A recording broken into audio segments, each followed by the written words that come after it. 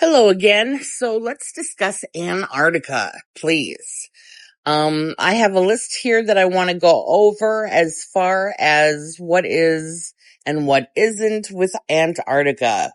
So, we flat earthers, we have investigated and discovered that there's a lot of stuff that you cannot do in Antarctica.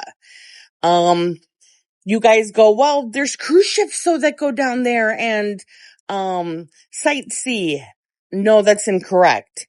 There's a lot of islands in between South America and Antarctica at the base there that cruise ships float through, and therefore people can take pictures and stuff like that. But when you start getting close to Antarctica, there is a blockage from military presence, a big time military presence. And I'm going to show you that military presence throughout this video. Okay. So, Antarctica is off limits. It is off limits because there's a treaty that's devised by all of the nations that say that this is ours, and we, the governments of those countries, have permission to be on there, okay? There is a military force that is down there that prohibits you from entering certain areas, okay? So, the very fact that all of these countries have a piece of pie in Antarctica, quote unquote, the, continent Antarctica, quote unquote, because we refer it to as a circle that surrounds the continent, okay? We refer to a circle that, surrounds all of the continents and keeps the water in. And that is our Earth. That is the flat Earth. Okay. But military presence, and for people say, oh, but there's no military presence down there. You haven't seen it. You haven't been to Antarctica to see it. Nobody flies over Antarctica. There are no such, flights that go in and out of Antarctica, that freely go in and out of Antarctica. It's all very controlled. It's all completely controlled. And for anybody to say, oh, well, you're over exaggerating. No, I'm going to show you and prove to you throughout this that this is not an exaggeration at all whatsoever. I want you to read through this here as I'm talking and just kind of get an idea of what's going on and what this video is going to be about. It's been a long time coming. I'm hoping that I can still find all the information that I used to have back on my phone. With all these updates that they make you do with your phone and stuff like that, you can never keep your information. And that's a very controlled thing, I believe. And a purposeful thing also. I've read the articles, I've seen the people, the boats that go down there and try to investigate and are stopped by military and sometimes end up disappearing completely. So you really have to realize what I'm telling you is the truth. Okay? You can think whatever you want. You can go, oh, she doesn't know what she's talking about. I don't believe her, yada, yada. Hey, you know what? If that's what you want to do, that's on you. All right. But I'm going to show you clearly that Antarctica is off limits. You don't just go to Antarctica and have a vacation there. Okay. It's not going to happen. All right. I'm going to continue and show you who owns Antarctica, or the pieces of Antarctica that are claimed by others.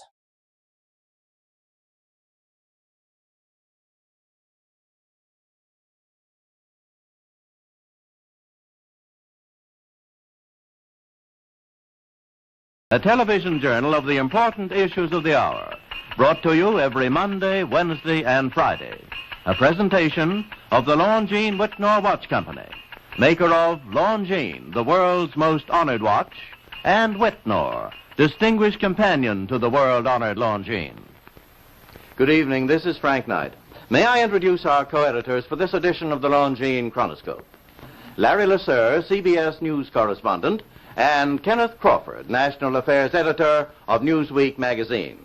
Our very distinguished guest for this evening is Admiral Richard E. Byrd.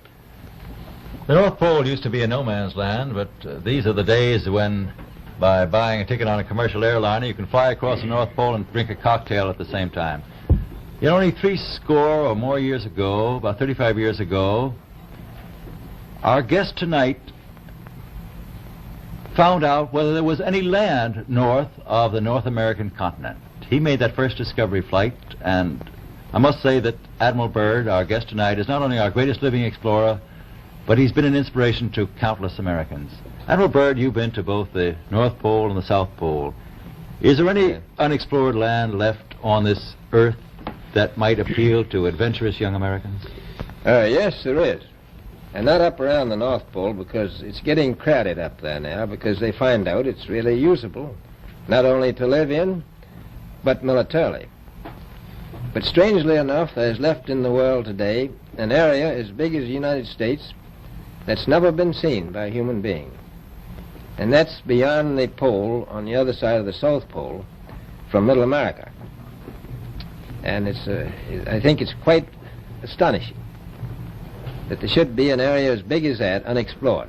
This is a tremendous So challenge. there's a lot of adventure left down at the bottom of the world. Well, Admiral, do you hope to see that? I do. Well, Admiral, Yeah. would you say that since you've been to both the extremities of Earth, are these expeditions to such far-off places, are they getting easier because of modern techniques, or is danger still close at hand? Well, it's a little risky, but nothing like it used to be with the old slow planes and the small cruising radius where we had to put down bases. We replaced the dog teams, and of course that was a big improvement. But now the planes go much faster and they are safer, and they have a much bigger cruising radius. You haven't got the danger of a terribly heavy load. Admiral, an expedition to which I believe you're the advisor is now en route. What is that expedition doing? Well, that's the icebreaker Atka, and it's a reconnaissance expedition. It's going down to the South Pole area to make certain observations and to look for some bases. They will be back in April, and they will report back, and upon the information we get from that undertaking, we will base the bigger expedition that's to follow. Is that very definitely planned, or is that... That is being planned right now. So I'm willing to say to you that there will be a number of expeditions that will follow, I think, year after year, at the bottom of the world, because the government has really become interested. Well, Admiral Byrd, I can understand, I think everybody can, the interest in the North Pole because it's so near our greatest challenger, Soviet Russia. But why this interest in the bottom of the world? Nobody living down there, is there? No, it's pretty cold. There's only one permanent resident, that's the emperor penguin. The little ones live further north. I tell you one reason they're interested. It's by far the most valuable, important place left in the world for science. That's why the scientific groups all over the nation are really interested. But more important than that, it has to do with the future of the nation, those to come after us, or even during your lifetime, because it happens to be an untouched reservoir of natural resources. And, you know, as the world shrinks with an ever-increasing acceleration, far-flung places, once useless, like we thought the North Pole was, and no man's land, become very useful. The bottom of the world will be important, not only to us, but to our allies. I was going to ask you, does it have military importance? It has some, and as the world shrinks, it will continue to shrink with an ever-increasing acceleration, thus bringing these places closer. And in the future, I can see a time when it will be very, very important strategically.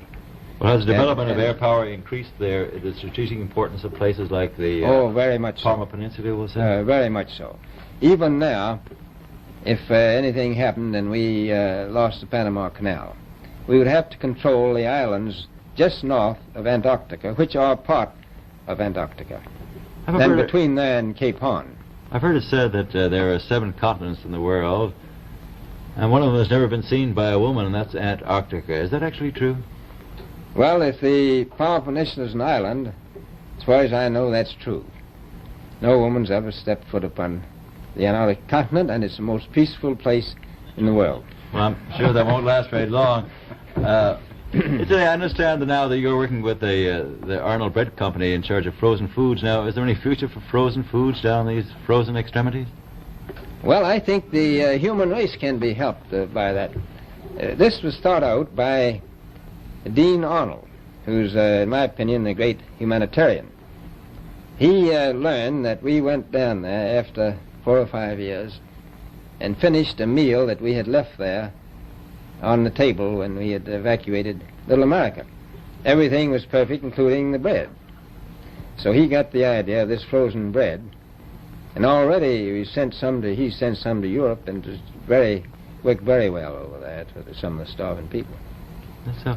So you can store it down to the Antarctic and against the lean years, and you wouldn't have any people in the world really starving if you did that. Yes, in the event of an atomic war... You'd stay there forever. Admiral, you speak of the resources of Antarctica. What are they? What are the natural resources there? Well, we've found enough of coal within 180 miles of the South Pole in a great ridge of mountains. It's not covered with snow, enough to supply the whole world for quite a while. Well, that's the coal. Now, there's evidence of many other minerals. We are pretty sure there's oil. Now, that coal shows the bottom of the world. Now, by far the coldest spot in the world. Where that coal is gets 100 below zero in the winter. Well, it was once tropical. So we think there's oil there, and there's evidence, probably uranium there. Is it any secret? Is there uranium there? That would be the only thing that would be practical to actually go after, I suppose. Everything else would be economically unfeasible, wouldn't it? Well, as we recklessly expend our resources, the time will come when we'll have to go after that stuff down there.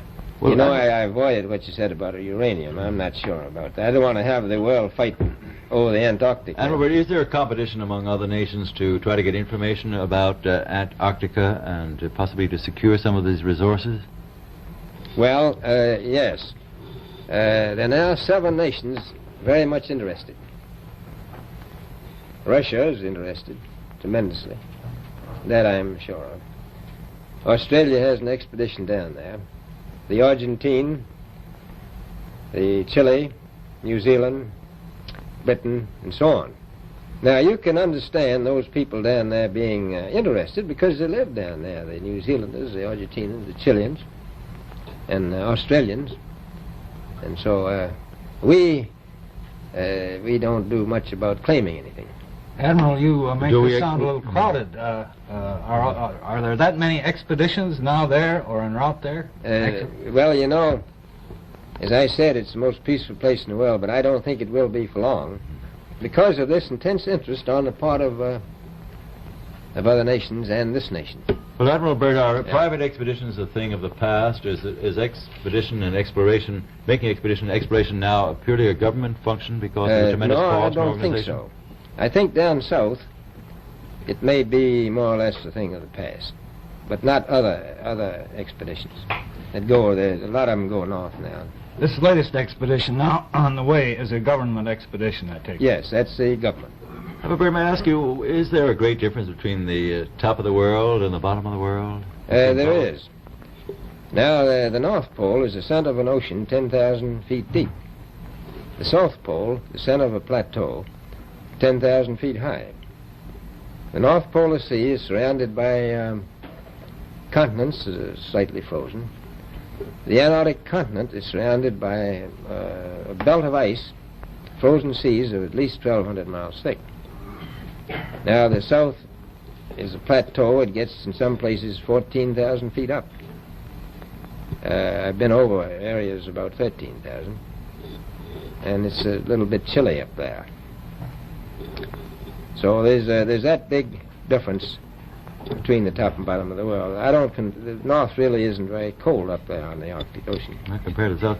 Admiral Byrd, we often hear it said that our young Americans now aren't as hardy as their forefathers. Do you think that Americans do measure up to the standards, the physical standards and morale standards of the past? I do. I don't believe that. I think they're just as hardy. Well, what would you say was the most valuable factor on an expedition? Is it morale, or physical courage, or is it sheer equipment? Well, I've always thought that loyalty was by far the most important trait. The British told me that when I first went down in 28 that I couldn't possibly get through the winter night without a mutiny if I took more than 20 men. But to serve science, I had to take 42 men. Then I took 56 the next time, and so on. And I did find that loyalty was the most important thing during the winter night when it's very hard on your nerves. I think that's the best trait. Well, that's a very valuable characteristic at any time. Well, thank you very much, Admiral Byrd. It's been a great pleasure to have you here tonight. It's a pleasure to be with you. Yes. The opinions expressed on the Longines Chronoscope were those of the speakers. The editorial board for this edition of the Longines Chronoscope was Larry Lusser and Kenneth Crawford. So let's discuss a little bit here about this interview.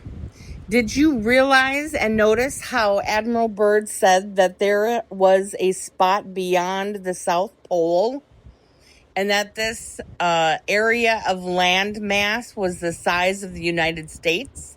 Did you catch that? If you didn't, go back and rewatch and really listen and take some notes on what the discussion is. Because that land mass, that little America, is the size of the United States. And also, it has a lot of oil, coal, all kinds of minerals, and this was something that he was hoping to further explore and bring to America. I mean, he mentions that this stuff would last America generations. Now, why hasn't that been delved into at all? Why? I'll tell you why. Because of the treaty. Because it's hush-hush. Because they realized and discovered that America, that Antarctica, that everything is flat, and that Antarctica circles around the continents. I'm telling you, this is what they discovered in their researching. They discovered so many different things. A landmass the size of the United States. Let that sink in. That's really something that you have to really comprehend here. And also the fact is now they want to say that part of Antarctica, a good chunk of it, a quarter chunk of it, is not obtained by anyone. Are you kidding me? That's not even true. I remember seeing images of Antarctica where Rockefeller has a piece of the pie. There's other corporations that have a piece of the pie. So America's got their hands in the cookie jar for sure. All right. And I'm having a hard time finding where it's got the Rockefeller part of Antarctica listed and get into that even further. But you've got George Soros, you've got BlackRock, you've got all these different companies and all these different names that are privy to owning a piece of Antarctica. Let that sink in. Really think about it now. Come on.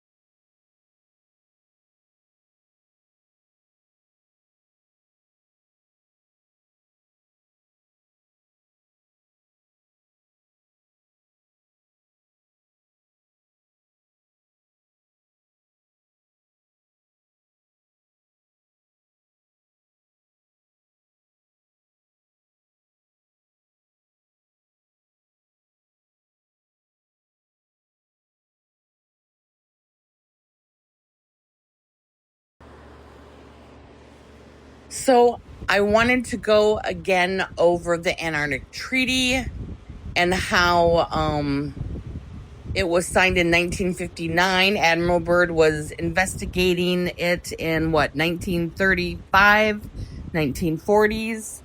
So I want you to understand the significance of the timeline, the dates. You got to really get into looking and researching this information and understanding what's going on here. So we've got America investigating, and the treaty comes about. Now, it says, here's the overview of the treaty and how it came about. It wanted a peaceful scientific cooperation, right?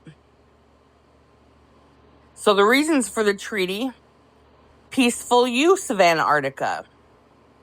We don't really hear, we're not up to date.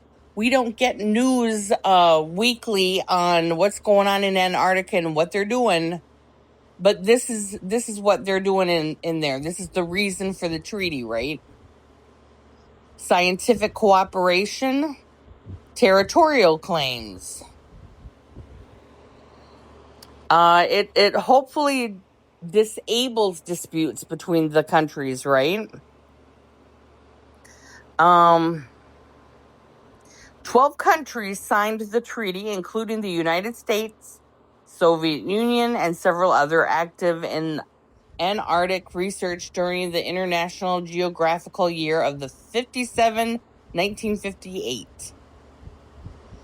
It's expanded to include 58 parties, with many nations gaining consultative status by conducting significant research in Antarctica. But what is that research? We don't hear about it, right? We're not getting news updates. We're not being informed anything. We hear something there and here, and once in a while something interesting pops up. But everybody's like, well, that's not believable. So what's the deal? What's going on? There's no answers. So here we have, is Antarctica guarded? Can I go there without permission? Now, this was written by Kieran in February 28, 2025. So let's kind of go over this and discuss this a little bit, shall we? All right, so it says, Antarctica has no government and no native population. So you might think that it's easy to visit. However, that's not necessarily true. So you can simply rock up to visit without permission, or is Antarctica off limits? Antarctica is not off limits or guarded, as military activity is prohibited under the Antarctic Treaty. However, you still need permission to visit Antarctica from your own country or the country you will pass through. Tour operators usually handle this on your behalf.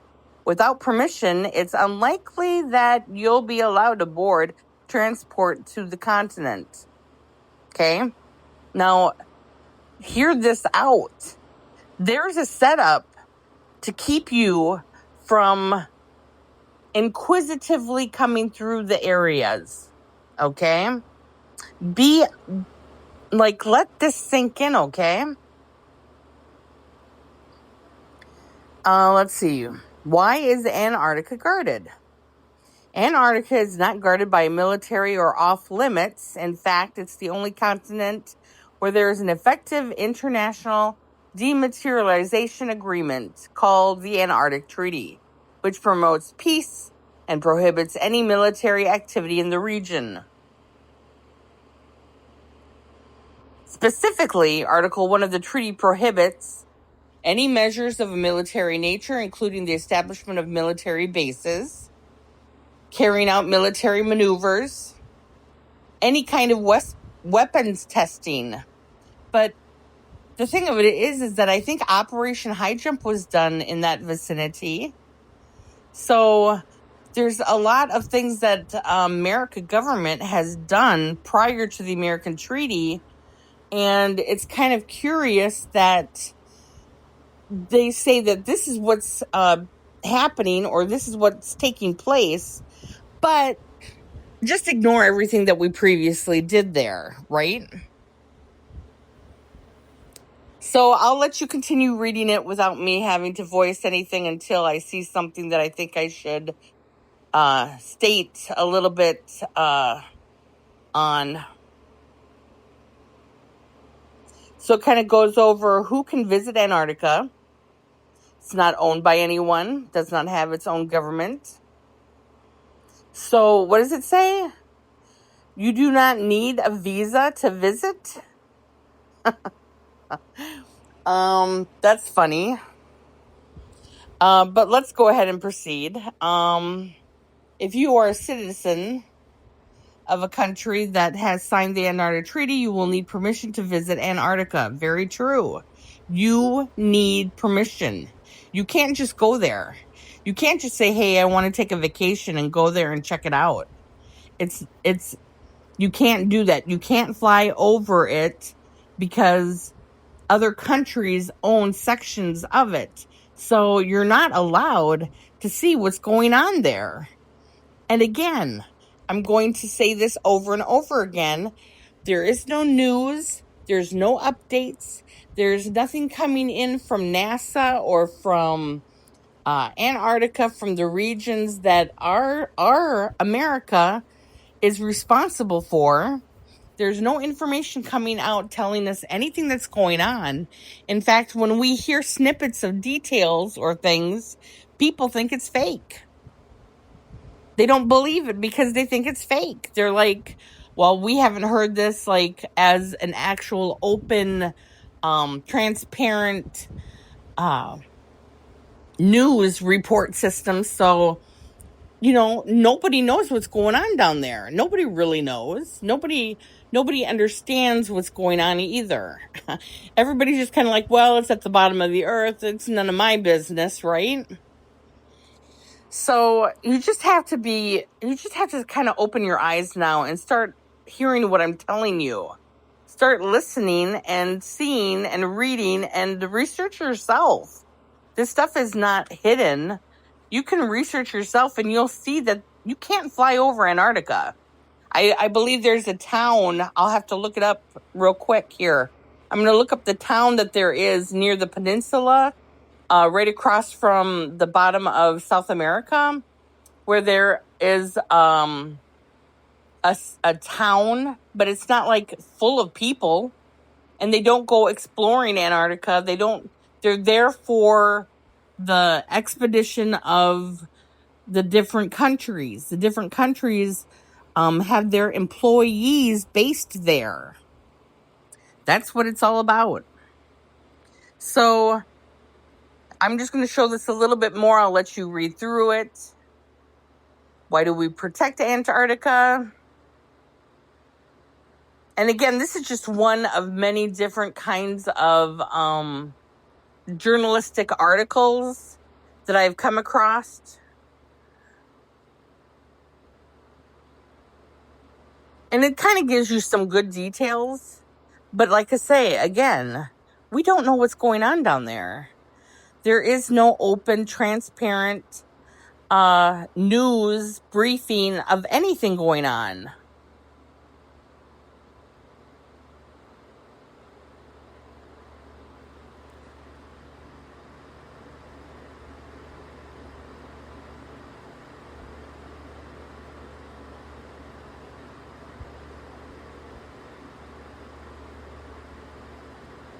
So it does state here that you can be expelled, arrested, or imprisoned. This isn't a joke. This is real. This is not made up information. This is real. And that some of you globers are just so adamant about, well, it's a free country. It's free. No, it's not. You got to open your eyes and do a little research, for heaven's sake.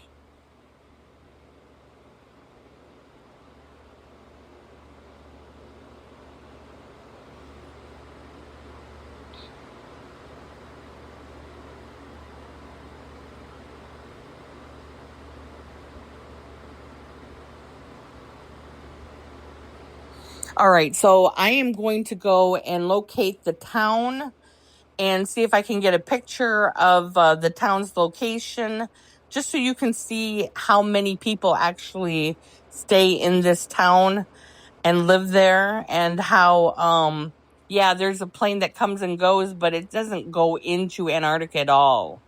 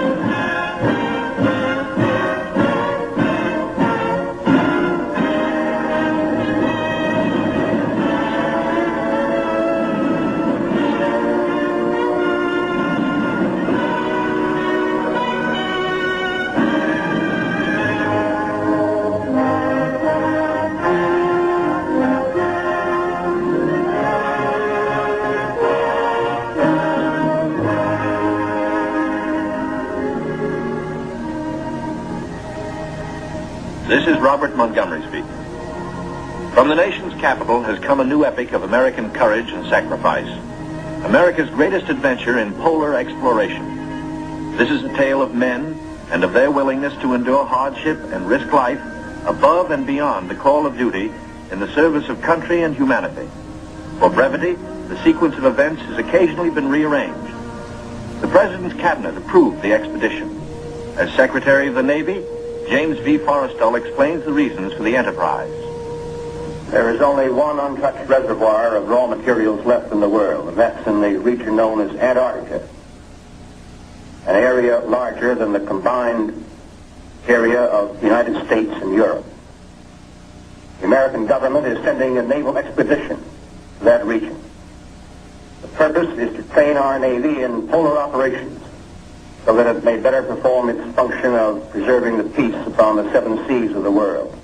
Beyond that, the American government is seeking to do its share in the discovery and the release to the world of the unknown treasures of Antarctica in the interests of all mankind.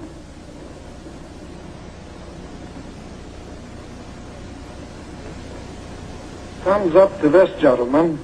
The Secretary has approved our plans, confirming you, Admiral Byrd, as the officer in charge of the expedition, and you, Admiral Cruzen, as the task force commander. And we get everything we need. That makes Operation High Jump the greatest polar expedition in history. Admiral, time is going to be our greatest handicap.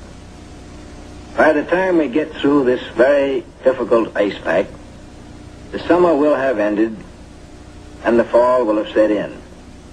Never before has anyone attempted to take a fleet of thin-skinned steel ships through 300 miles or more of crushing ice pack. I have great faith in your skill, courage, and determination. And now, gentlemen, Admiral Nimitz reviews the operations plan.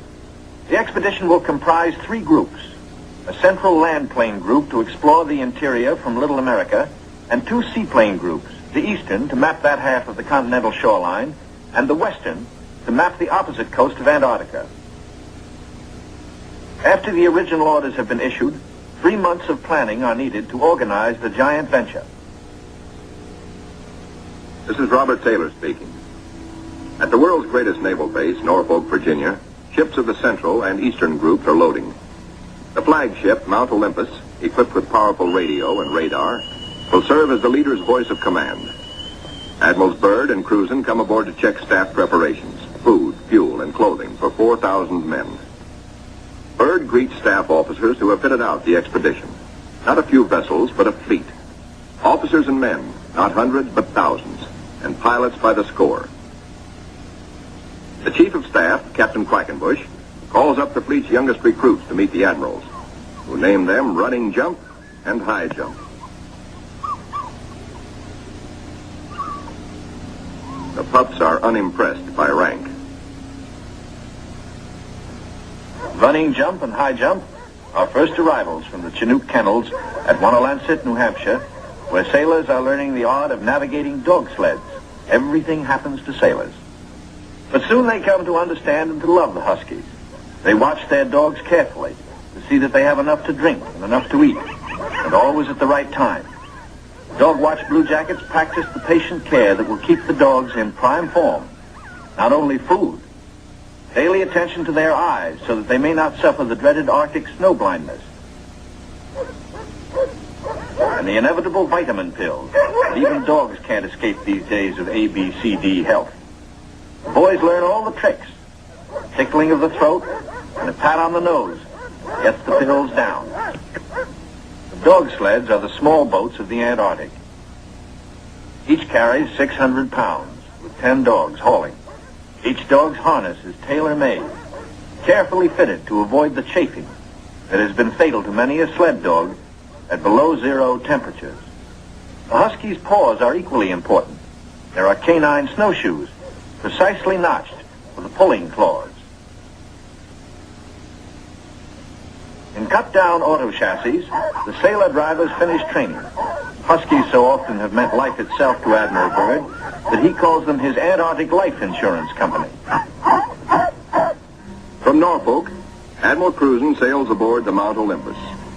His crews are a cross-section of the country's manhood. Admiral Byrd will follow later in the carrier, Philippine Sea. The Coast Guard icebreaker, North Wind, powerful plow horse of the expedition, backs out. The seaplane tender, Pine Island, is first to stand out to sea. Steaming south via the Panama Canal, the fleet must cover 12,000 miles to reach Antarctica. At the 100th meridian west, the groups are to separate, and the central group proceed to a rendezvous point at Scott Island. This is Van Heflin speaking. Sailing day at Santiago finds the Western Group helicopters practicing final pinpoint landings on the newly installed helicopter flight deck of the seaplane tender Currituck.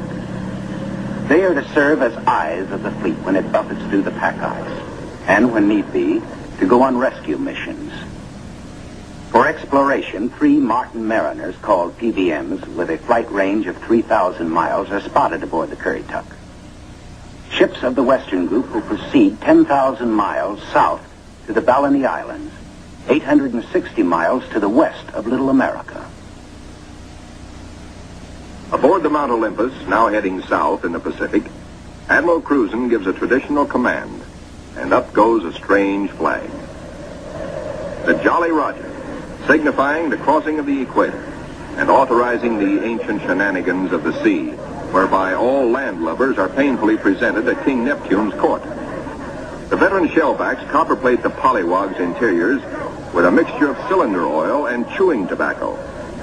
Next, the polywogs must kiss the boatswain's belly, the only kiss they'll have for many a long month.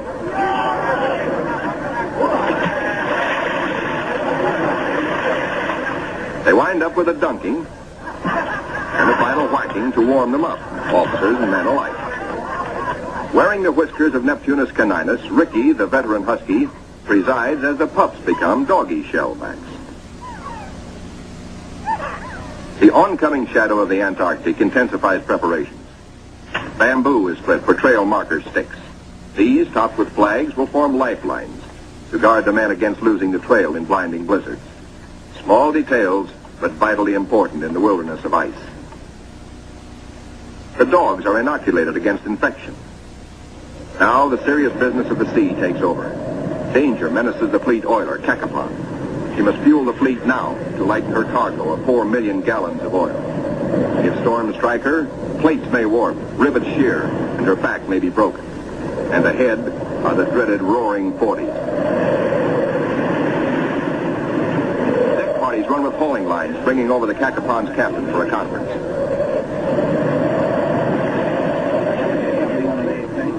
The ships are still on course, forging ahead. But the Cacapon's salty skipper smells storm coming.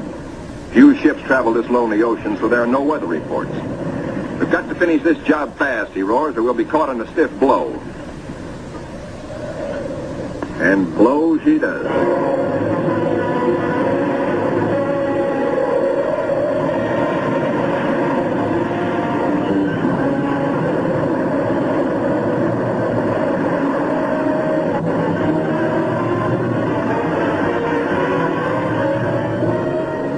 Clearing skies, but still the gale blows hard.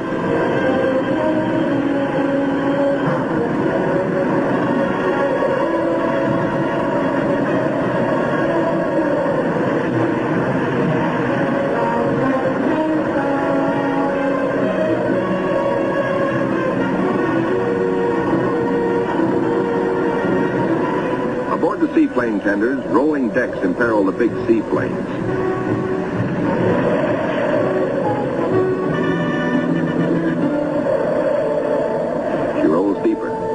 A sudden lurch.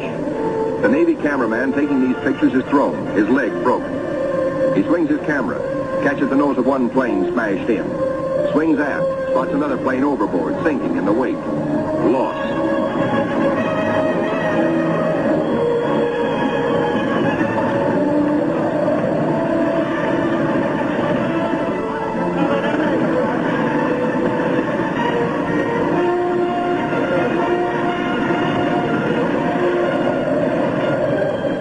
There's no loss of life, but below, in sick bay, the surgeons are busy with the injured.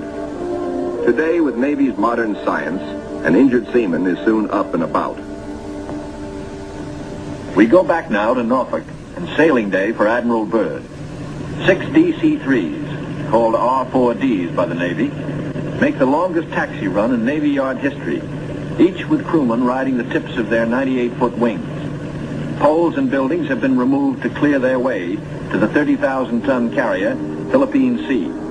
Admiral Byrd will sail the carrier close to the edge of the pack ice, then fly his 6 30,000-pound land planes from her deck, 800 miles across the pack to Little America. A daring and dangerous plan.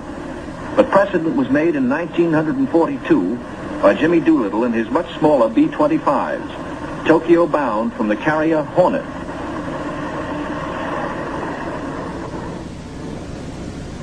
As the Philippine Sea sails on her 10,000-mile voyage, the advance group under Cruzen has voyaged far south. They sight their first icebergs just above the Antarctic Circle. Careful bearings are taken, for the hulls of these ships are no thicker than was the steel skin of the Titanic. The treacherous ice is the enemy now as then, but danger is the sailor's business. His delight is in preserving home traditions, the Christmas tree and Christmas dinner.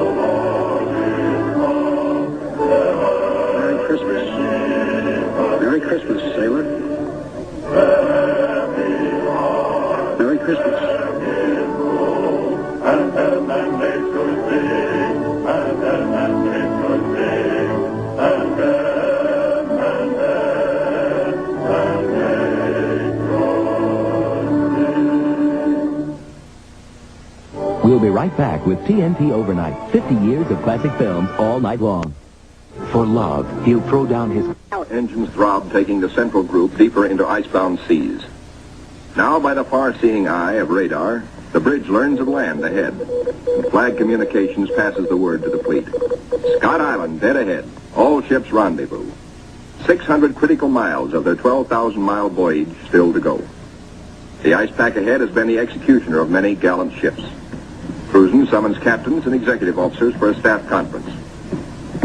While the staff confers, a small landing boat sets off for Scott Island, named in honor of the heroic British explorer, Captain Robert Fountain Scott, who lost his life a generation ago trying to fight his way back from the South Pole.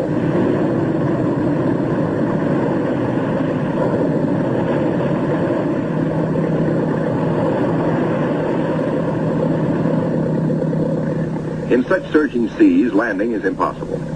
The boat heads back for Mount Olympus with serious news. Cruzen must abandon his plan for a weather station here on this rugged submarine mountain. Time presses hard. With his operation officers, Cruzen transfers his flag from Mount Olympus to the Coast Guard icebreaker, North Wind, for she must take the lead, cut the channels. Admiral Cruzen's battle now begins.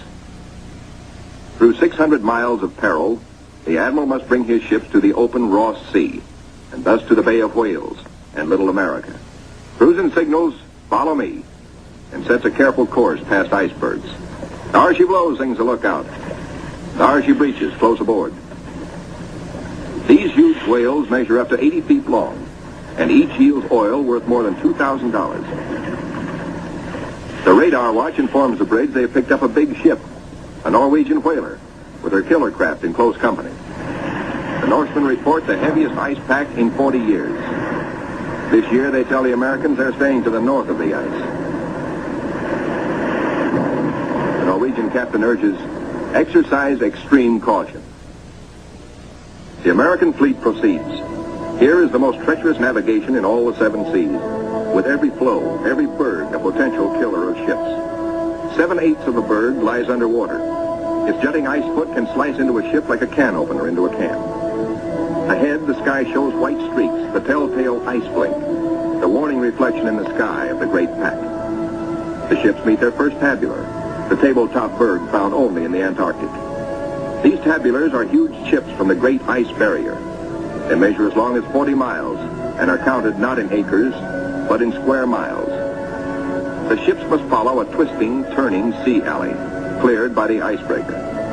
The submarine, Senate, brings up the rear. U-formed ice, known from its shape as lily pad ice, offers no trouble. It is the bergy bits and the bergs themselves that form the hazard for the submarine.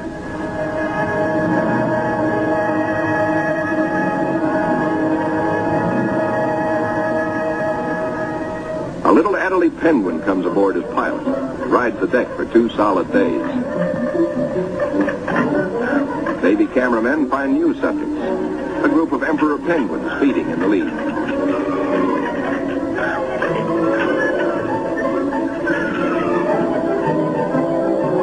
Lookouts spot a flock of snow petrels, those hardiest of birds.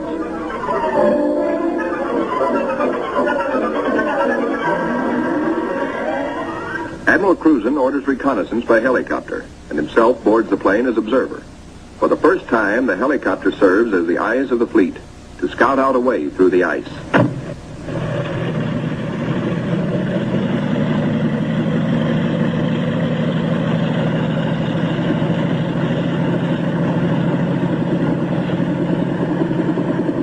Somewhere to the south, Cruzen hopes to locate better going, perhaps a lead heading toward Little America. Beyond the brash ice, at first he can spot only isolated lakes. At last he sees his lead. Reconnaissance by helicopter has paid off. And just in time, for the helicopter's gas is running low. The long practice hours of pinpoint landing have not been wasted. The Admiral is safely back aboard. Cruzen changes course to head the fleet toward his lead. No open roadstead here, no channel markers. The turn is difficult for the big ships. Now to the men of the fleet comes one of nature's weirdest pictures, the Antarctic twilight. Eerie greens and pastel blues. Men who look grow silent, but long remember.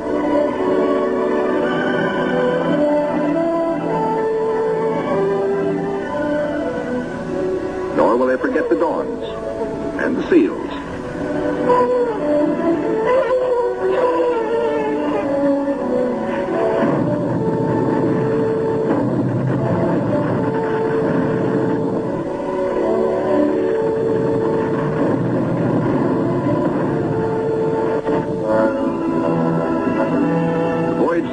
Was to have taken 3 or 4 days, but a week has passed, and the task force has made only 100 of the 600 miles across the pack.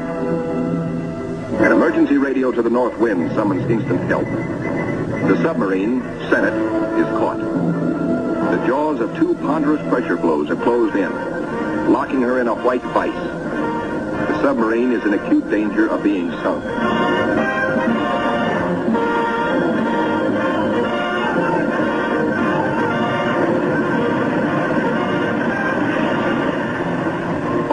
Realize now that the Senate may never get through.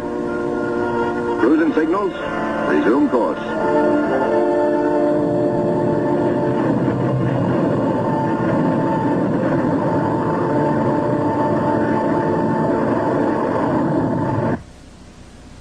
Meanwhile, the Eastern Group has steamed to Peter the First Island, 1,250 miles northeast of the main base to be established at Little America.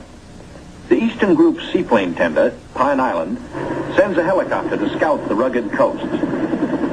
Hope is fulfilled when she relocates Scott's 37-year-old camp. This was the base for the ill-fated Britain's expeditions at the turn of the century.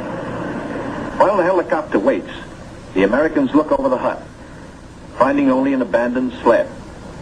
But back at the Pine Island, the helicopter meets trouble. Her rotors, heavy with ice, fail. She crashes only a few feet from the safety of the landing deck. Within seconds, the Pine Island's crash boat reaches the sinking helicopter. The rescue crewmen, drilled for just such an emergency, yank Captain Dufek and his pilot safely aboard. Back at the Central Group, danger increases for the submarine. Crushing ice is now riding up over her decks. She is solidly frozen in.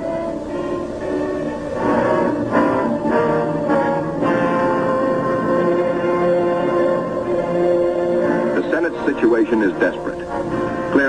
cannot undergo further risks. There are 85 men aboard. The ice locking her in is a solid pressure field spotted with birds. She must be taken back. The North Wind cannot get the fleet through if constantly halted to rescue the submarine.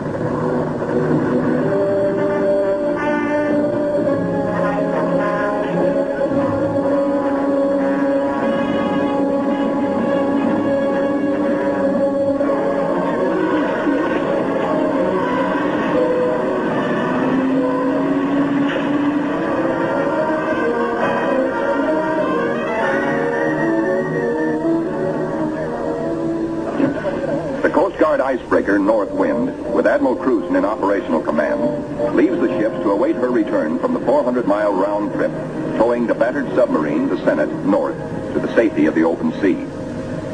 1,200 miles to the west, 10 men set out from the western wing of the expedition on a hunt. For one of the seaplane tender Currituck's missions is to bring back specimens for the Federal Fish and Wildlife Commission. The Marine marksmen storm the ice floes. These seals are armed with tiger-like jaws, easily capable of mangling a man's arm or leg. The men risk the slashing jaws of the master bull himself. He's no calf, he fights to kill. Once secured, he finds out for the first time in his life what it's like to be petted. That's not so bad. They total up their catch for the scientists back in Washington. 6 leopards and 1 rare Ross seal. The first Antarctic seal ever to fly through the air with the greatest of ease in a cargo net. 3 days later, disaster presses close to the ships of the Central Group, helpless without the icebreaker. Their 2,000 men are marooned in a frozen sea. Below the waterlines, damage control crews labor in icy water to shore up the inward closing plates. The lives of all hands are at stake.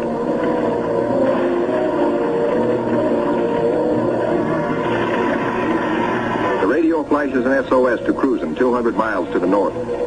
Quickly, he orders the submarine to go on by herself to Scott Island and there operate as a weather reporting station. And now begins a race against time well worthy of high place in the traditions of the United States Coast Guard.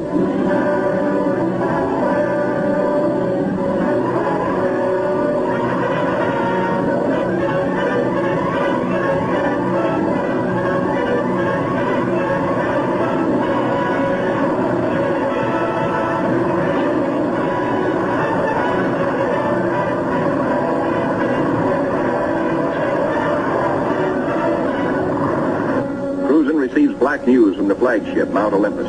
Already 5 frames forward stove in, more weakening. Only the North Wind can bring salvation to the 2,000 men of the stricken fleet. Dr. Seipel, Army ice veteran, volunteers to test the floes. If the ships must be abandoned, will the ice support the survivors? Cruzen awaits Dr. Seipel's verdict. Seipel reports the ice cannot be trusted.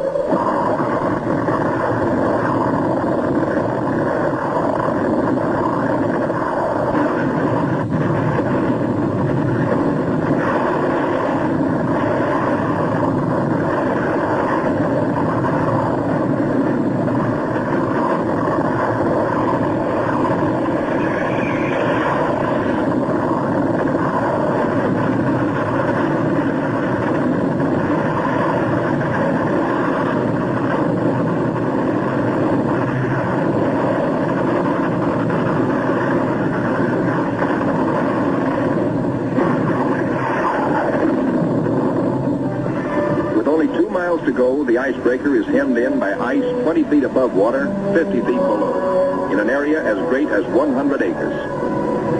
Hopelessly gripped by the ice, the cargo ship Merrick is now in grave peril.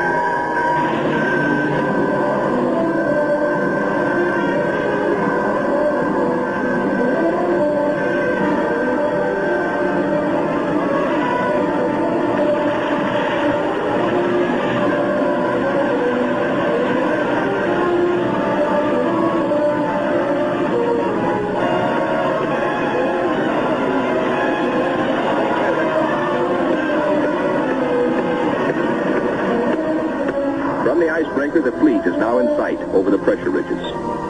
The desperate struggle of the North Wind to reach them seems hopeless at times. The icebreaker counts her gain by yards now. Captain Thomas tears passages that normally he would avoid. It's the critical last round, a straight-out slugging match.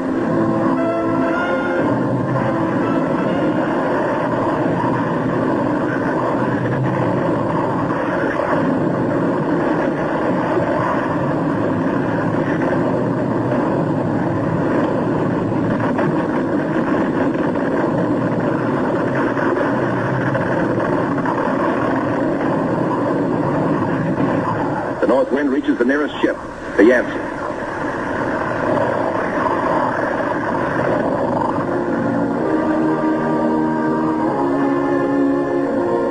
The Coast Guard icebreaker, North Wind, commands the only power operating in the whole frozen fleet. The Yancey and her 500 men are saved. Next, the Merrick, heavy in the water with a hole in her bow below the waterline.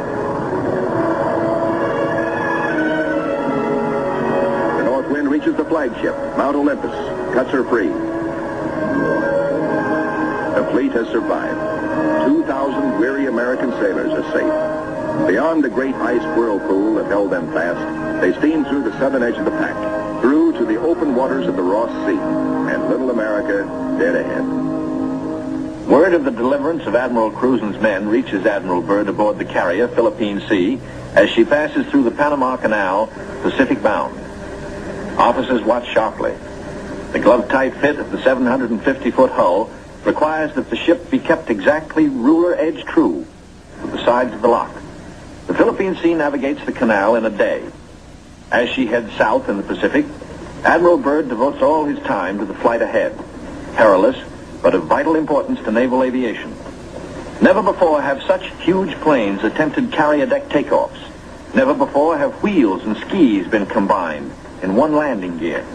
The wheels for deck takeoffs and the skis for landings on ice. The grave risk is that one may interfere with the other and bring disaster. Byrd makes the decision. The wheels will have only a 3-inch clearance between skis and deck. Upon this will depend the lives of 40 men, and he will lead the way. Triumph at last for Admiral Cruzen. The entrance to the Bay of Whales, the famous 400-mile Ross barrier. The Admiral can now relax. He, an American admiral, has brought a modern fleet for the first time into the innermost waters touching the great unknown continent of Antarctica. This is an historic moment.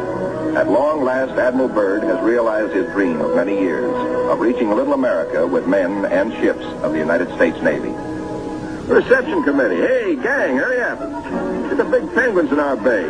Big penguins, bigger than emperors. Big black mountains that move. They walk like us, but not quite the right way.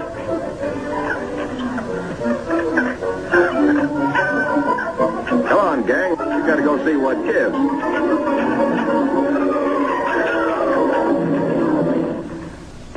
The big penguins and their big black mountains, the ships, are on 24-hour duty, with the first job to secure all mooring lines. Big timbers sunk deep in the ice serve as anchors. They're called dead men in sea parlance, perhaps because they're buried. Slip toggles are rigged for quick release in case ice forces an emergency getaway.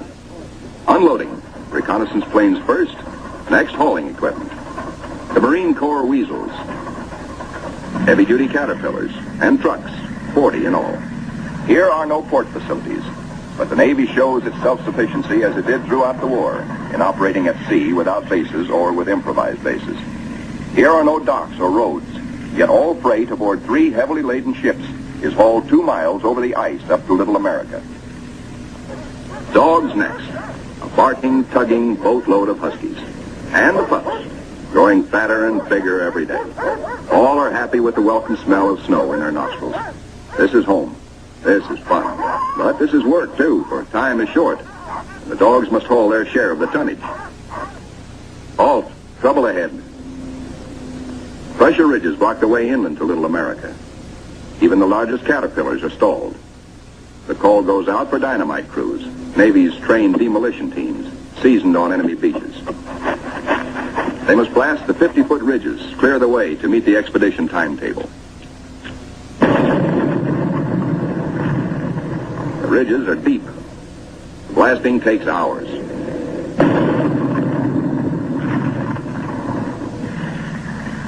Seabees and their bulldozers follow, smooth out the road for the big cats. In 2 hours, they bridge crevasses 100 feet deep. And so 10,000 tons of gear, brought down by the cargo ships, start moving up to Little America. Work goes steadily forward. Seabees, with all hands helping, use every one of the 24 hours of daylight in the South Pole summer. Caterpillars with snowshoe oversized treads accomplish in hours the work that in old days hundreds of dogs could do only in weeks. Airstrips, smoothed out with drags, take high priority. Byrd has flashed word from the Philippine Sea, now standing by off the pack ice, that he's ready to fly his R-4Ds in. It's up to the work parties to make up the time lost in the pack ice. Up to these men to work while gusty winds drive flesh-cutting gravel-like snow across the open, or to dig deep for storehouse foundations. Food dumps grow steadily. Here is the favorite hangout of the veteran Husky, Ricky. Born at Little America 12 years before, and still hungry. Each hour brings other buildings to completion. Knockdown Wanigans grow magically, and the Air Headquarters Quonset is ready. Snow blocks are dug out for windbreaker walls. These blocks are the adobe of Little America. Good idea, squawks the sidewalk superintendent of the base. Good idea. These big penguins do right well to bear in mind that when she blows down here, she's liable to blow your eyelashes off. The little Adderley shows no fear.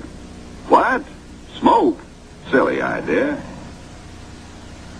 We'll be right back with TNT Overnight, 50 years of classic film. The ships are all but empty. The Caterpillars and Go Devils live up to their wartime good name. Within 70 hours, the Seabees are hauling in the last 500 tons of essentials. Only a few more cases to be broken out. The local waterworks is the pride of the Seabees. 3 GI cans of snow produce 1 can of water, purest in the world. You keep your furnace going to make steam, which melts snow, which makes water. Simple. Simple once CB Engineering in Washington had figured it out before ever the first ship left port. And now, the ordered streets of a tent city that is Little America the Fourth come into being where 3 days before, the primeval snow lay unbroken. The church flag on the first Sunday signifies a pause for prayers. After the last Mass, and after the Protestant and Jewish services, the off-duty sailors have but one thought. Transportation has but one terminal, the mess hall, the best dinner of the week, as ancient Navy tradition always has decreed. Admirals and captains wait their turn in the chow line with the men. Inside, plates are loaded. Roast beef, rich gravy, high mounds of mashed potatoes, flaky pie. Life looks up again. A cigarette, good coffee. 5 miles east of Little America, a seal herd, 500 strong, has its feeding ground amongst pressure ridges and in deep crevasses. Ricky, as a pup, played the game of run, seal, run, and he hasn't forgotten. The seal wallops with his tail. Ricky's 12-year-old teeth are not so good on the slippery, wet hide of the 600-pound Waddell. Mr. Seal decides he's had enough.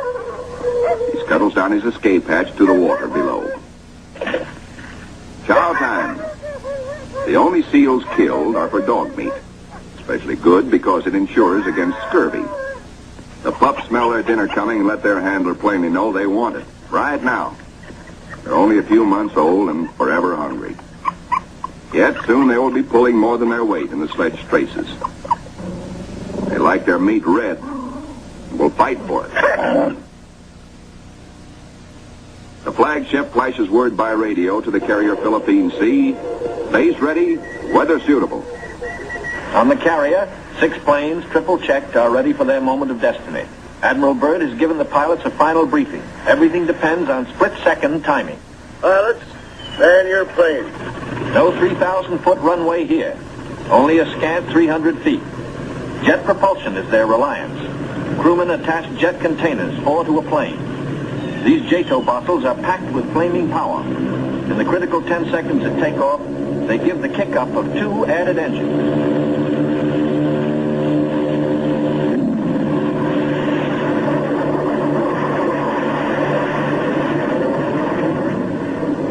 Byrd is airborne in exactly 100 feet.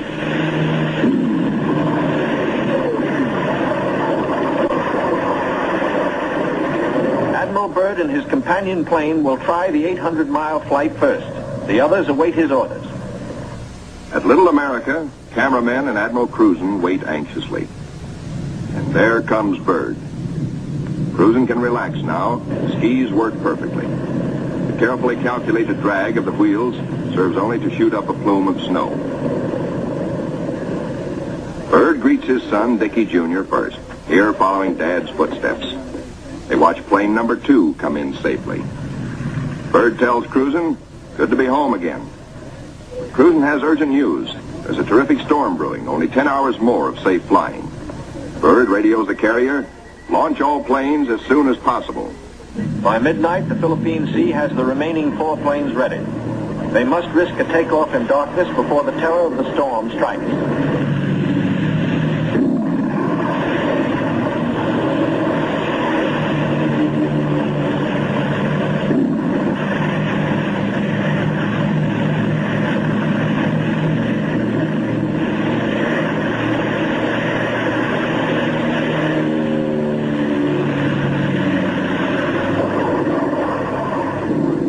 Finds the planes over the pack ice. With frozen death below and weather closing in, navigation becomes tricky. This close to the pole, the magnetic compass is no help.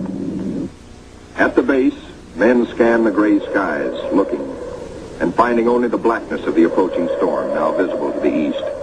If the planes don't make it within an hour, but in they come, one by one, to land in the last remnants of clear light. Each landing is the first on the ice for each pilot. These men are the first ever to fly big planes into the Antarctic. Or on previous expeditions, the planes were freighted in, assembled, and only then were they flown. These Navy and Marine Corps flyers have been bred on stormy going. Their long experience and, above all, the Navy's relentless training in all details brings them in, but with little time to spare. The blizzard hits, 100 miles an hour, scouring across the sastrugi. In storms such as this, many brave explorers have died.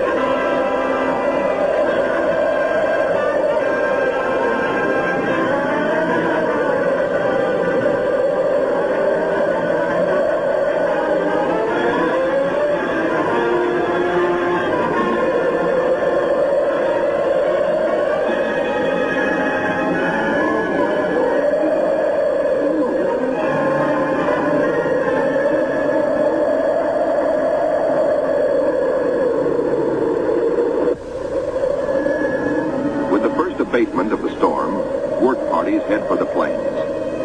The blizzard is 40 hours old. The wind has become bearable. The expedition flight schedules are days behind. They must get the heaters going, clean out the frost. The Antarctic offers no quick machine service as on standard Navy airfields. Fuel for the heaters must be hand-dragged, hand-pumped, hand-fed, with the temperature far below freezing. The chow wagon, the never-failing CB tractor, gives the work parties a lift back to the mess tent for hot coffee, food, and warmth. Only the Navy, Marine Corps, Coast Guard, and Army cameramen who made this official record know the price they paid for these blizzard films. They covered the Pacific battles for posterity. This cold day, they froze their whiskers to make these first color films of an Antarctic blizzard. Little America digs out. The planes still stand on the line uninjured. Icicles and snow to be cleared off, but no plane blown away. Lashings held. Tent City intact proved out the technique of survival evolved by Byrd in a lifetime of exploration. Not one tent went down.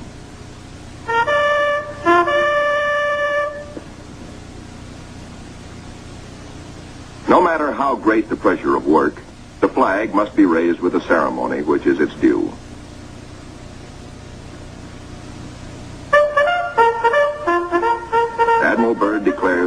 America IV in full operating commission. The Admiral and the party ride Weasels 12 miles south to visit his earliest camp, marked by the radio towers. Little America I, now 40 feet under the snows of 17 years.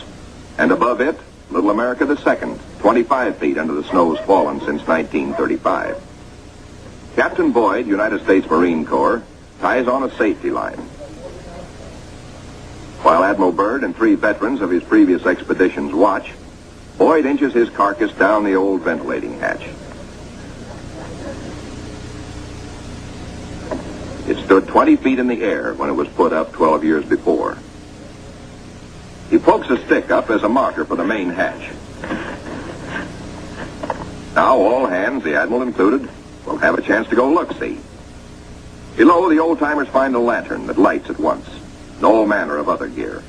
For here in Antarctica, there is no decay, no rust, no dust, not even germs. Fruits, vegetables, meats, all good after 17 years. Small wonder Byrd preaches that one day Antarctica may be the world's storehouse to keep the 7 years surplus for the 7 lean years. Byrd, bringing with him the old corn cob he'd forgotten in 1930, comes up last.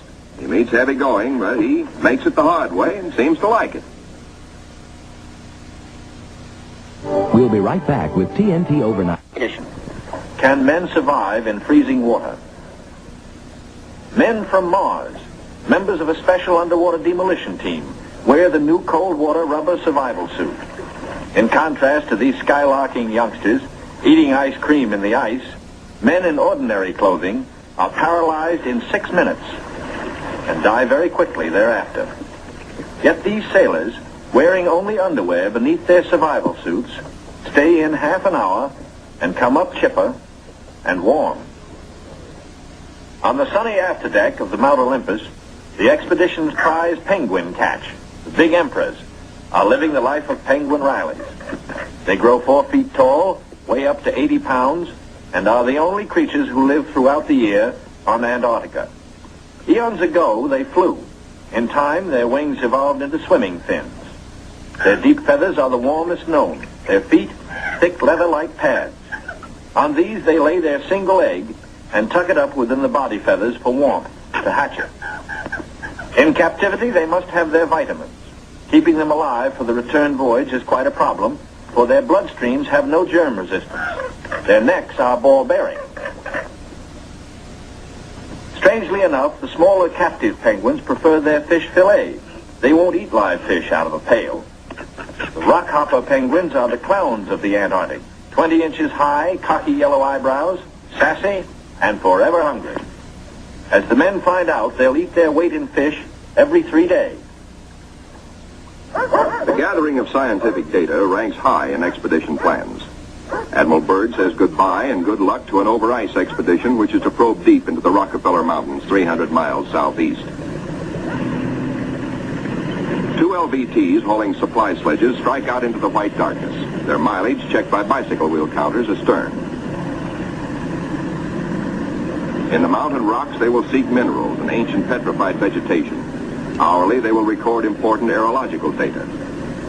But exploration by plane has priority 1. 1.5 million square miles are to be explored and mapped, and the oncoming winter soon will end flying weather. The wheels come off. Before takeoffs and landings on the ice must be made by skis alone, delicately balanced to feather in the wind, yet strong to stand the shattering shock of landings. Organized exploration on a scale hitherto undreamed of calls for precision timing. Each plane is serviced on exact schedule with 1,200 gallons of high-test gas and with preheated oil tested to function at 80 below. A pressure tank, especially designed for operations in deep cold, pumps the oil into the planes. Daily flights begin. Each plane has a definite sector to explore, a definite timetable, a definite radio report schedule. While the weather holds, flights operate around the clock. For emergencies, the LVTs cache provisions and fuel at the limit of their range. To aviators forced down, to rescue planes sent out to bring them in, these cairns may offer the one hope and may mean ultimate survival. 1,200 miles to the east, the Eastern Group vessels and planes are exploring the mysterious Phantom Coast. Aboard the destroyer Bronson, the commander of the Eastern Group, Captain George Dufek, makes an exploration voyage. He sails close in to Mount Erebus, 14,000 feet above the sea. It is the only known active volcano near the South Pole. Captain Dufek, his mission accomplished, returns to rendezvous with the seaplane tender Pine Island. Personnel transfers to the destroyer must be made by breeches buoy because of rough seas. This officer would probably prefer a boat. The deep roll in the destroyer's outward flaring bow forced the handling crew to wait for the exact moment to haul inboard, lest the man be dashed against the ship's side and killed. It is Captain Dufek's turn next. The line is set higher. The seas run stronger. The ships roll dangerously apart. The line slacks, then snaps taut, and breaks. A 50-foot plunge downward. Dufek disappears. Away, lifeboat! Men jump to stations. Lower away. Hurry, hurry. 8 minutes in this icy water means death. Speed is the only hope. The boat sheers clear.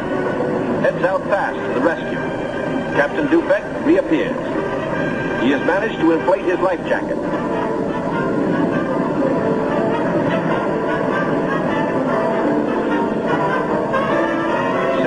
Gone.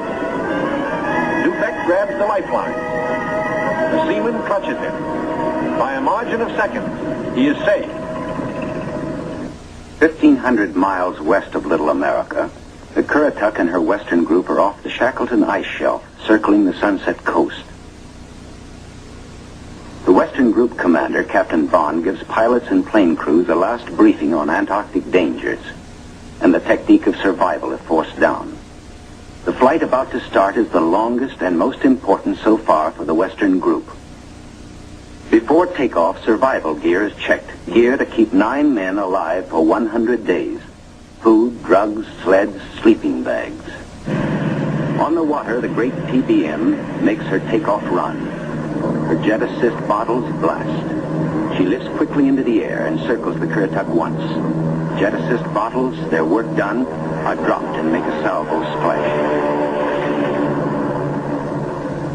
The pilot, Commander David E. Bunger, wipes his frosted windshield, a constant source of trouble in polar flying. He is over the Shackleton ice shelf, named for the great English explorer who kept returning to the Antarctic until death, so often escaped, kept its rendezvous with him.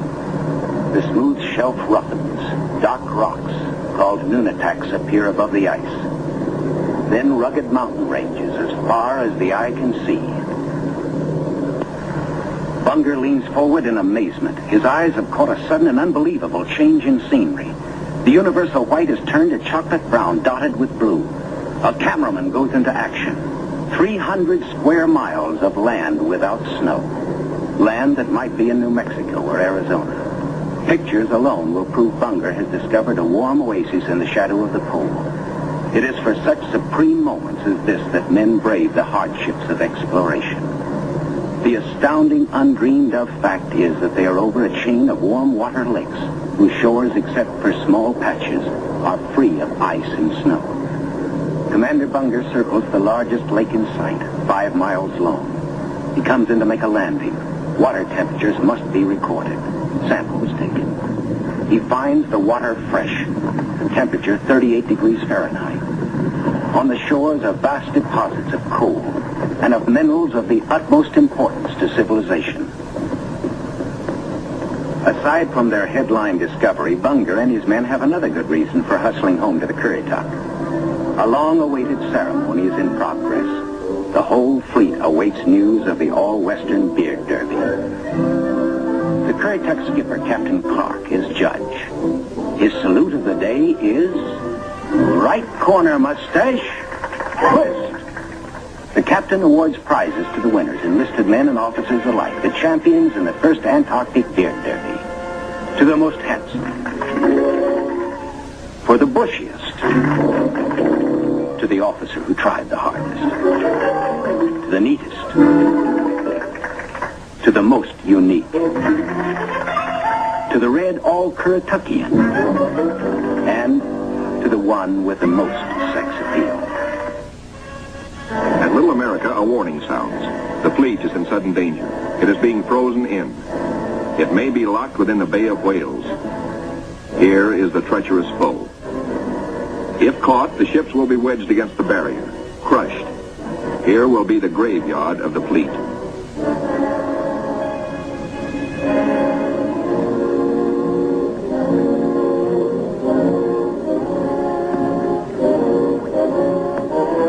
Icebreaker Northwind goes into action, ramming, back, ramming again to break up the crushing floes.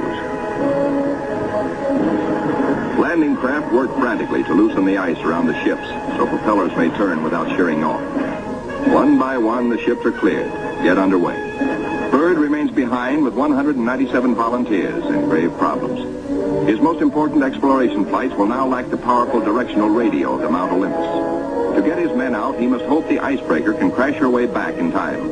Otherwise, he and his men will be frozen in for the 9 sunless months of the dark, treacherous Antarctic winter. Marooned, Admiral Byrd and his staff plan the big flight to the South Pole and far beyond. This is the culmination, the last mass flight.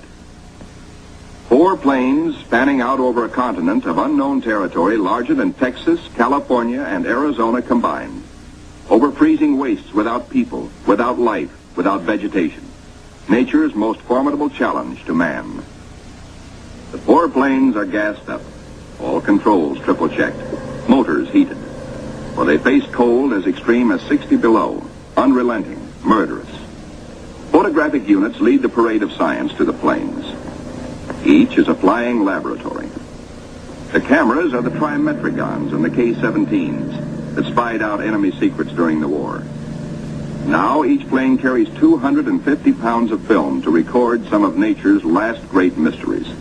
The war's secret radar magnetic detectors are here too, bolted on like bombs.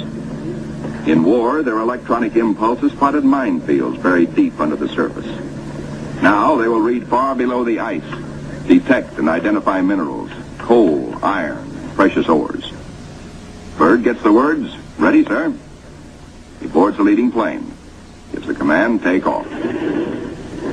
Crews hasten to rock the ships and thus free the skis frozen to the ice.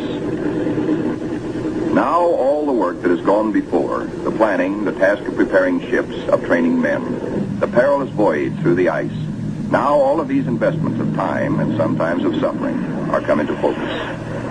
Takeoffs for non-stop flights over the desolate, danger-studded wastes of Antarctica. Flights of great distance, the equivalent of, back at home, winging non-stop from the Canadian border to the Gulf of Mexico. Aviation is all important in the Navy's Antarctic exploration, just as aviation is all important in a modern Navy that must be strong under and above the sea, as well as on it.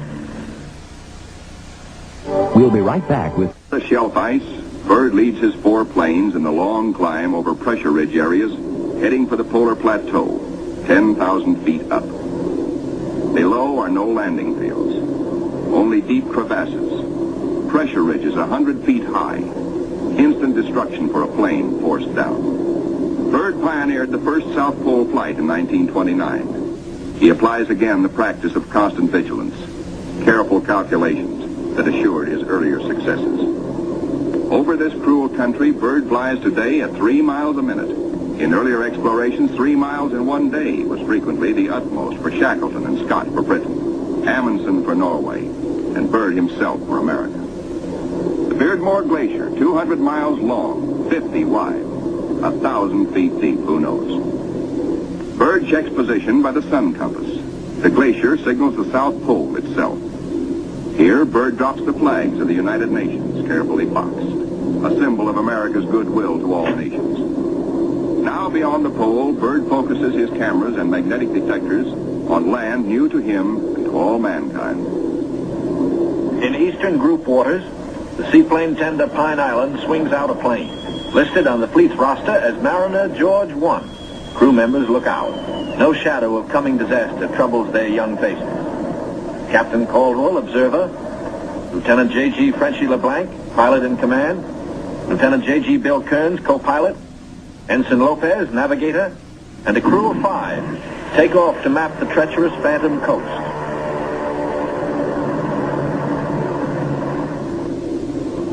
plains deep into the unknown are the eyes of civilization, recording, evaluating, mapping. Plateaus, mountain ranges with peaks 20,000 feet above sea level.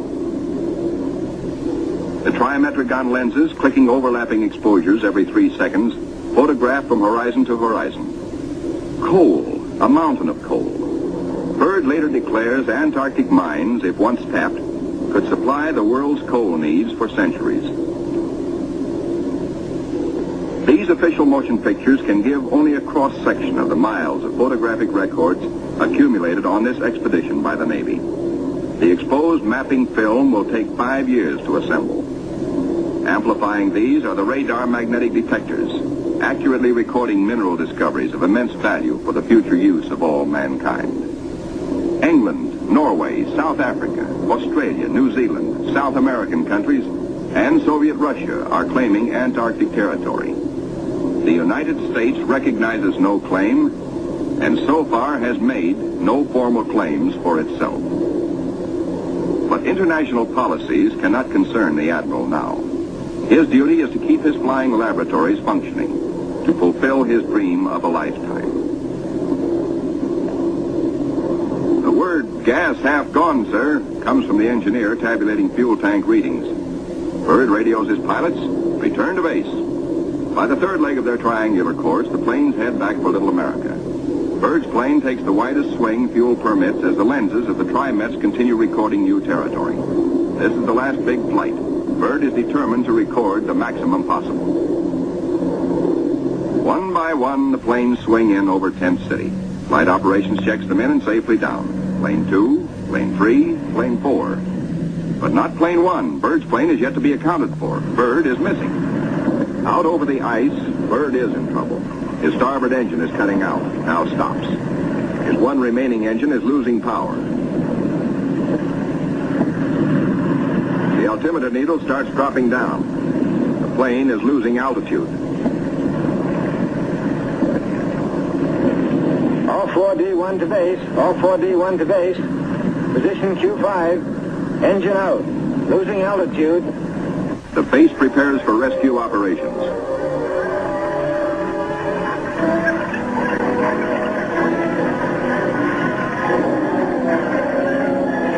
Handicapped by the partial power of one engine, the plane is in jeopardy. Down she drops. The needle drops from 3,000 feet down, threatening peaks around. A further drop might mean a crash. Only one hope: reduce the load, lighten her at once. Maybe that way, maybe if enough weight goes, maybe she will hold. Already the mountains are above. She is deep in the valley, deep in the shadow of disaster. The needle drops downward from 1,700 feet. Jettison all gear.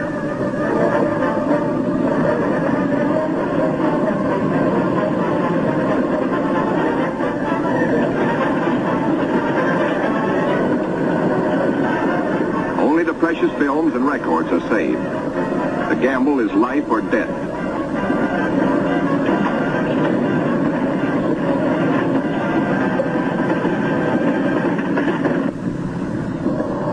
The altimeter levels off at around 900 feet. Slowly she starts to climb. She is gaining altitude. Pilot signals 4-0. 3 hours later, at the base, a crippled plane comes into sight. Men peer closely, tense, hushed, as they see the starboard prop dead. The one-engine landing is tricky at best. With skis, on ice, hold your fingers crossed for the pilot.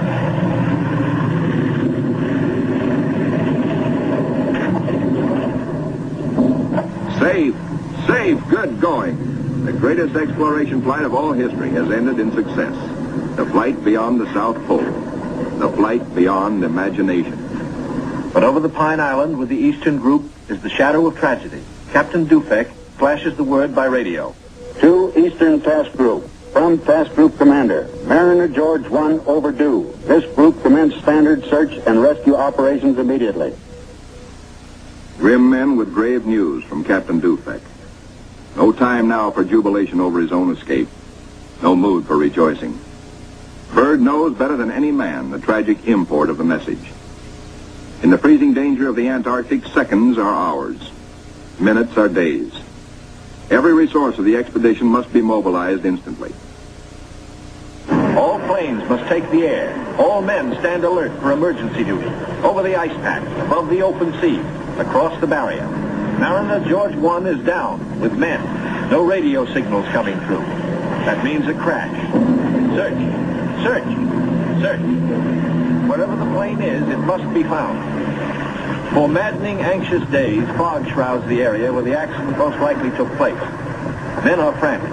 Yet daily, at their own request, at their urging, in fact, the crew of the Pine Island gathers for prayer service. On the 13th day, the weather breaks clear. Captain Dufek sends another PBM into the area heretofore shrouded in fog. At last, in clear visibility, the pilots and men scan water and pack ice along the Phantom Coast. Wherever they are, the 9 men of the George 1 have been lost almost 2 weeks. Hope is thin. 5 hours out, Commander Howell, the pilot, spots smoke. A signal fire. Some are alive down there. How badly hurt? How many live? George 1 smashed. The wreckage scattered, some of it burned. And a message on the wing. Lopez, Henderson, Williams, dead. No seaplane can land on the ice. Can the survivors reach open water? Howell must drop a message. We'll land Barrier's Edge 10 miles north.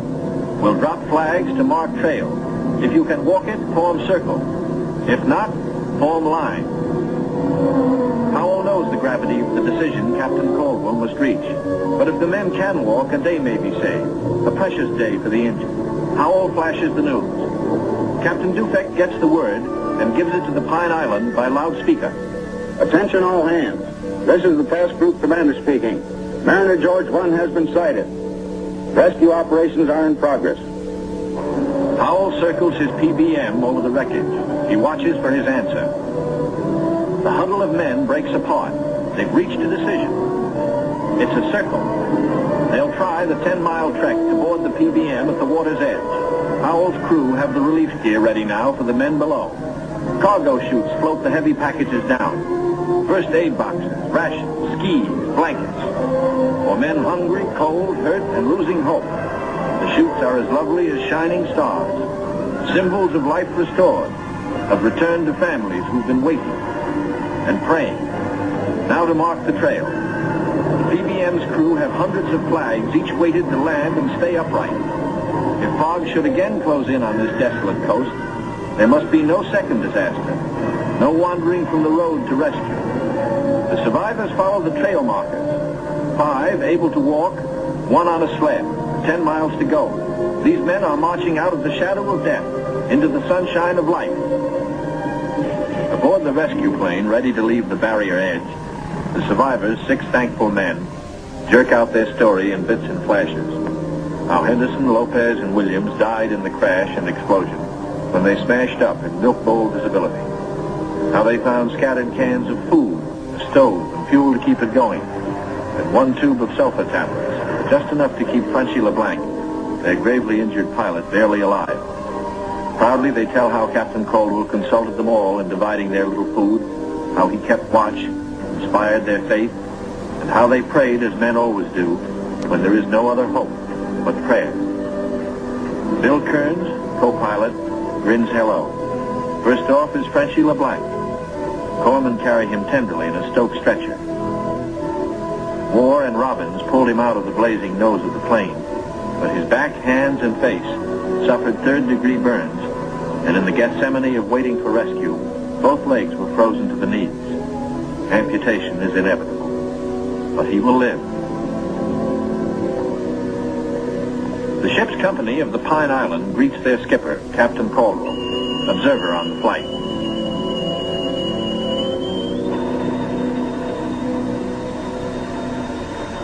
He says no ship ever looked so good to him as his own command, as again he sets foot on her decks. His executive officer greets him with sincere affection. Captain Dufek warmly welcomes the survivors. Co-pilot Kearns, his broken arm in a sling. McCarty, photographer. War, the radio operator. and smiling Shorty Robbins, the motor mech. The head is warm, a hot bath, clean sheets, and long hours of restoring sleep. And perhaps first, a moment to splice the main brace, by which good sailors mean a ration of medicinal spirits. Bourbon to you. Later in sick bay, all but Frenchie and Captain Caldwell enjoy their first full meal in 2 weeks. Kearns will go to Georgetown University to study for a career in diplomacy. McCarthy, who has a wife and 2 children in Sonoma, sunny California, beams happily.